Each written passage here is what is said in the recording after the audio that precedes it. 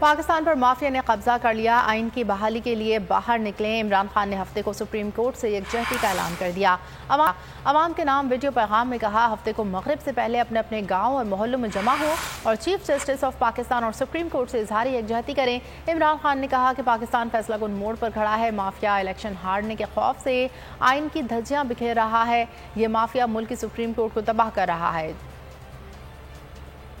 ہمارا ملک ایک فیصلہ کن تاریخ کے موڑ پہ کھڑا ہے۔ ایک مافیا نے ہمارے ملک کے اوپر قبضہ کیا ہوا، کیونکہ تاریخی مہنگائی، اب بے روزگاری ہو رہی ہے پاکستان میں، الیکشن ہارنے سے یہ ڈر رہے ہیں، اور کیونکہ یہ الیکشن کی شکست سے ڈر رہے ہیں، یہ پاکستان کا آئین تباہ کرنے پہ تلے ہوئے ہیں، پاکستان کی سپریم کورٹ کو تباہ کر رہے ہیں، ہر قسم کی چیف جسٹس کے اوپر اور ججز کے اوپر ہر قسم کی ان کے خلاف پروپیگنڈا کر رہے ہیں۔ میں چاہتا ہوں کہ ہفتے کو مغرب سے 1 گھنٹہ پہلے آپ اپنے گھروں سے باہر نکلیں، اپنے محلوں میں جائیں، یا گاؤں میں ہیں تو اپنے گاؤں میں نکلیں، اپنے آئین کو بچانے کے لیے، اپنے بچوں کے مستقبل کو بچانے کے لیے، اپنے سپریم کورٹ کو بچانے کے لیے اپنے چیف جسٹس کے ساتھ اظہار یکجہتی۔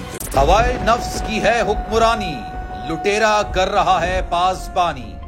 بول نیوز کے مارکیٹنگ ہیڈ آکاش رام تاحال لاپتہ، تفتیشی ادارے جواب دینے سے قاصر، اہل خانہ پریشان، بیٹے کی جدائی میں ماں غم سے نڈھال۔ جو بچو ہندو پر آئے تھے جو کو پاکستانی، مجھے مہربانی کرے پنجو آکاش واپس کयो۔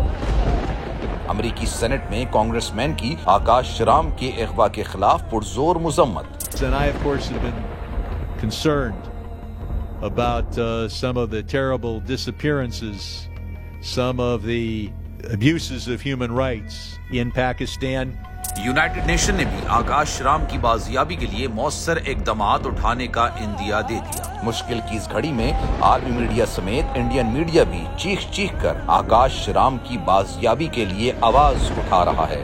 عالمی صحافتی تنظیم اور انسانی حقوق کی عالمی تنظیموں کی بھی آکاش رام کے اغوا کی مذمت۔ اف کیا ظلم ہے، بول انصاف کا منتظر۔ سبسکرائب کریں اور بیل دبائیں تاکہ کوئی خبر رہ نہ جائے۔